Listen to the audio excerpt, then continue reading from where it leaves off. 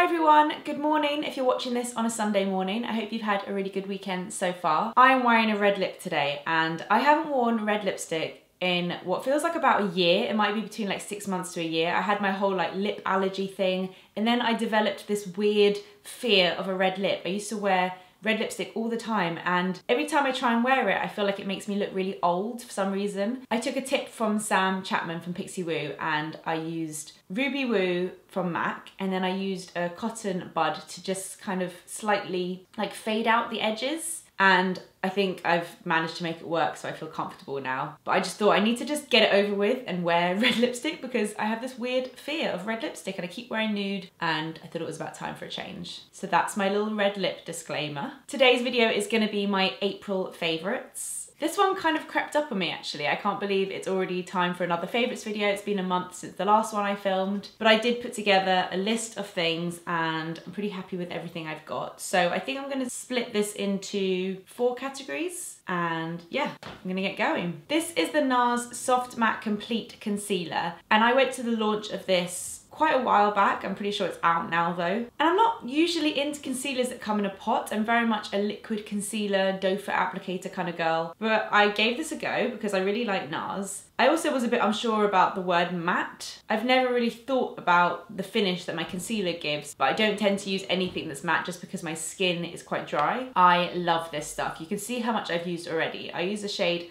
Medium Custard. I used to use vanilla in the liquid formula, but for some reason custard works for me in this formula. And it's so good because it's got really high coverage, which means you don't have to use that much, but it's not cakey or heavy at all. It's not glowy, but then I don't really think I need my concealer to be glowy. I actually find brightening concealers quite hard to use under my eye. I just want to cover the darkness, cover any redness around my nose and chin, and I just don't really want to see my concealer or notice it. I feel like I get my glow from other products. So I normally just kind of press my finger into this and then pat it under my eye, around my nose and on my chin, and then blend it out with a brush. Sometimes I do like 2 layers under my eyes, but it's so good. Not the most hygienic packaging ever, but it's only my finger. It's just annoying because it gets under your nails a little bit, but you can also swirl a brush in there and then apply it. I love it, it blends out so well. It's definitely a concealer I would recommend. It's also good because it's the sort of one you can throw in your handbag and just touch up when you need to. So I've been loving that recently. This is a product that I got because Anna mentioned it. Becca is a brand I love. I often forget to go and check out their new products though, and Anna was raving about this. It is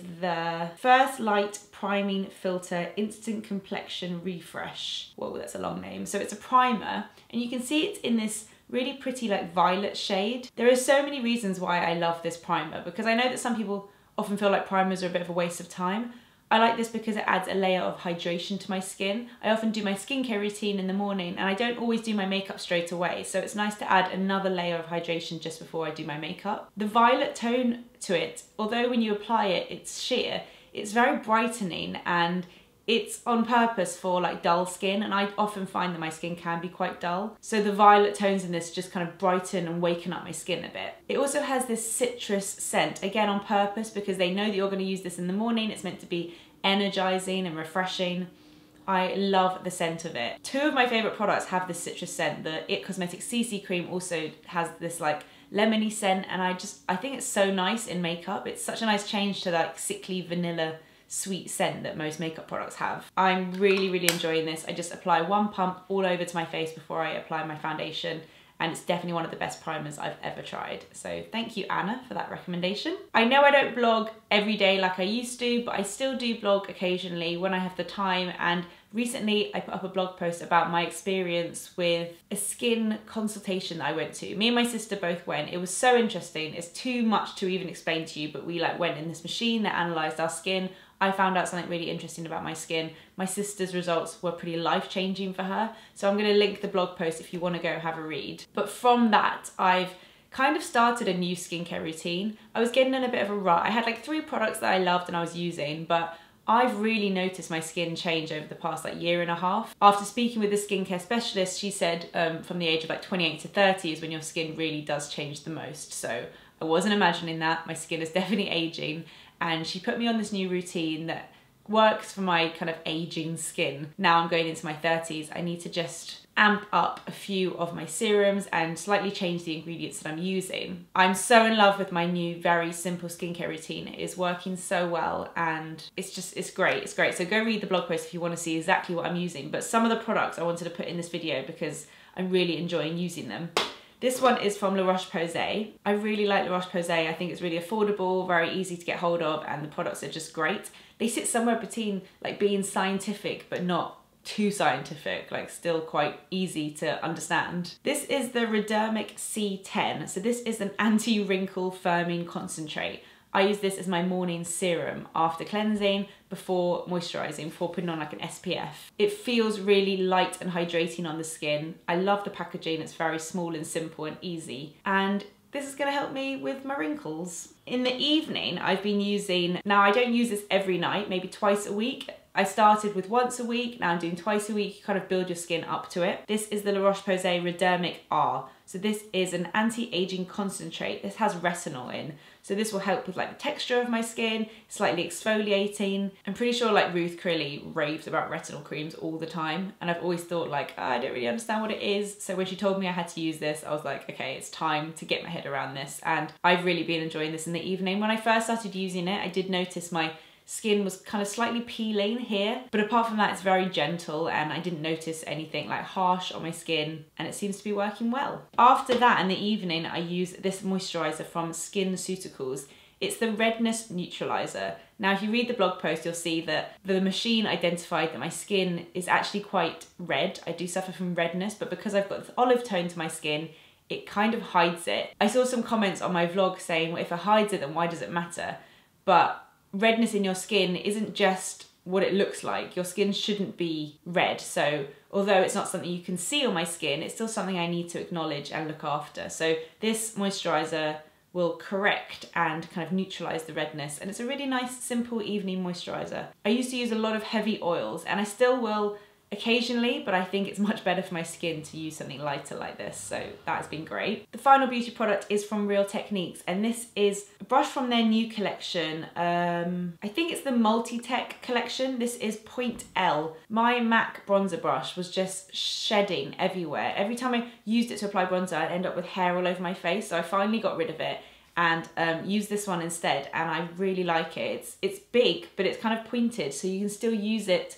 When I kind of do it there, it still goes into the contours of my cheeks. It's just like the perfect bronzer brush for me. I don't like them when they're too big, I don't like them when they're too small. This sits somewhere in between. It's a very good quality brush, no shedding at all, easy to clean, and I'm really happy with it. I went into the White Company a few weeks ago, and whenever they have a new scent, they tend to like spray it around the whole store. And I asked what it was, and it was their Ocean Tide scent. It just smelled like clean. You know that clean smell, and I was like, I need this, because sometimes, no matter how clean or dirty your home is, it just doesn't have that kind of clean smell, and this is the perfect thing to get that smell. So this is the Ocean Tide Home Spray. It says water lily, amber, and cypress.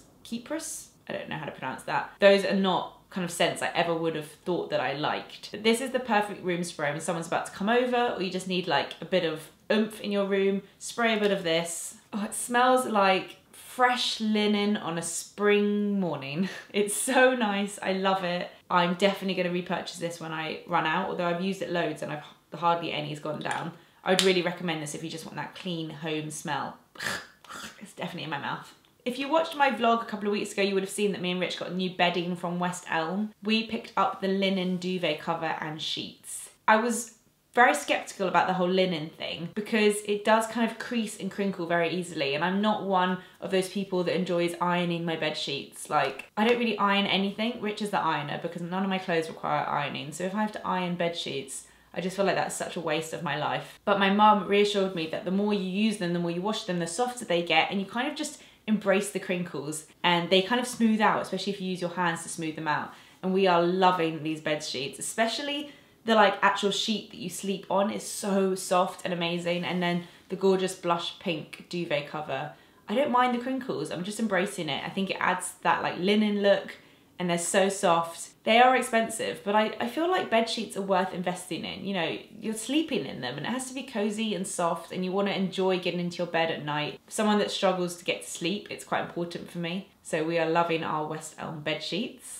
I've just been loving style, fashion related things recently. I've really enjoyed putting outfits together. I've enjoyed taking outfit photos, which is such a pleasure because I know at like the beginning of my Instagram, YouTube career, I used to really cringe at taking outfit photos, but I felt I had to, whereas now I just enjoy doing it. So I don't feel the pressure to take one. I used to think like, oh God, I haven't got any outfit pictures to post, whereas now I'm like, oh God, I've got too many. I look really self-obsessed, but it's just fun. And when you're happy with the clothes you're wearing, you kind of want to show them off and share them, and I'm having a great time doing that. You would have seen in my recent haul video, my spring haul, that I invested in a Bella Freud jumper. This is more than I've ever spent on clothes, maybe apart from like a dress for a wedding or something, I don't even know. And it was terrifying and I thought a lot about it, but already I'm so happy that I made the investment because I've worn this so much already, and it's such a special piece and I think it really suits me and I feel great in it. It's the red 1970 jumper and I love it because it's not too cropped, it's not too thick,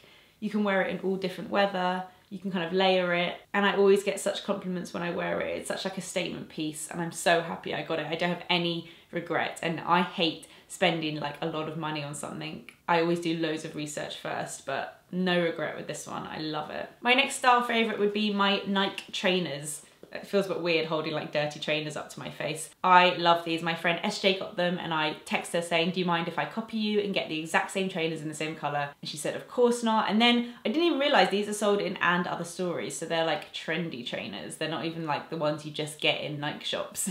I really like that they're not completely white. So they don't look like tennis shoes and it's not as scary getting them dirty. They're in this like off-white, slightly grey colour with this slightly blue-ish tick. I think they're really cool. I think they look great with jeans. I'm gonna put them down. They're so comfortable. They have like a little bit of a heel to them and I would highly recommend them. Probably the best trainer purchase I've ever made. Okay, I know when you guys like when I put in other favourites as well as like fashion and beauty, and there's been quite a few things that I've been loving in the past month. First of all, a film called A Street Cat Named Bob. I watched this on the plane back from South Africa from our honeymoon, and it's a true story based on this man who was homeless and living on the streets, and it's based in London. And when I used to work in Covent Garden, I used to see this man and his cat pretty much every day as I'd walk out of Covent Garden station. He'd be busking and he always had like a ginger cat on his shoulder, and I feel like if you worked in that area you just knew Bob the street cat. It was like a thing, everyone knew him.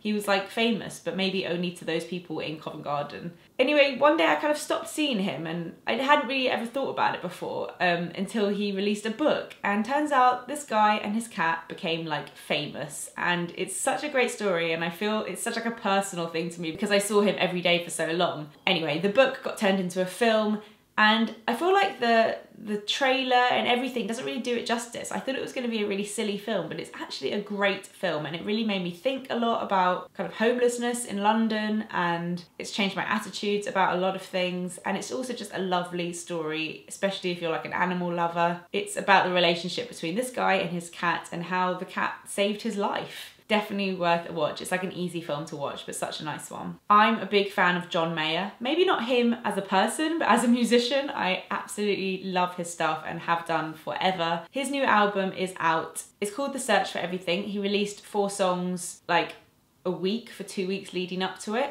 and it's such a good album. I really feel like his style has changed so much. It's gone a bit more like country, which I really like because I'm like a fan of the Eagles, that kind of country rock thing. It's such a lovely album. Let me see if I can like pinpoint what my favourite songs are. I'm going to see him in concert soon and I literally cannot wait. I really like Emoji of a Wave, Love on the Weekend, Never on the Day You Leave, and You're Gonna Live Forever in Me. Such a good album. Definitely check it out if you haven't yet. And then the final favourite is a TV show. I've seen a lot of people tweeting about this as well. It's called Big Little Lies, and before I started watching it I hadn't heard much about it, but we just thought we'd give it a go. We were kind of watching it live and I really like it. I actually haven't seen the final episode yet because it's next week. I'm watching it on Sky, like as it airs. It's got so many famous people in it, like Reese Witherspoon, Nicole Kidman, I can't even remember anyone else, but like loads of people that you'd recognise and you're like, oh, he's in it too, oh, she's in it too. And it's kind of dark. I feel like it's like Desperate Housewives meets Revenge or something like that. It's in that kind of genre of like Grey's Anatomy and those sort of programs, but it's dark and it's like quite heavy and gossipy, and it's based on this small kind of seaside town in America where all the mums and wives are the main characters of the show, and it's all the complications that go on in their lives. Wow, it's really hard to describe things like this.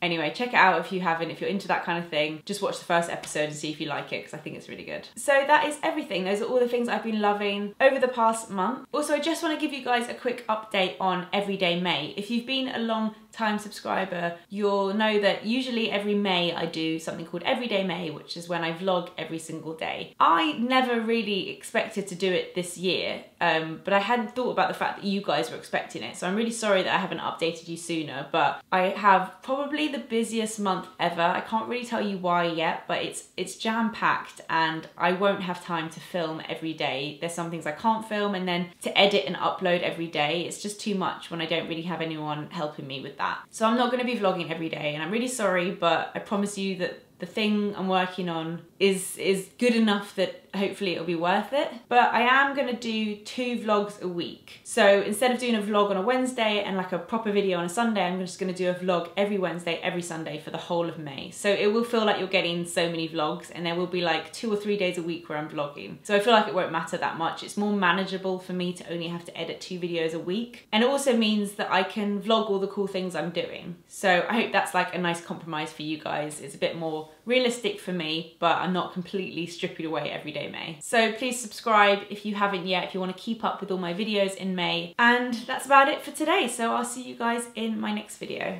Bye.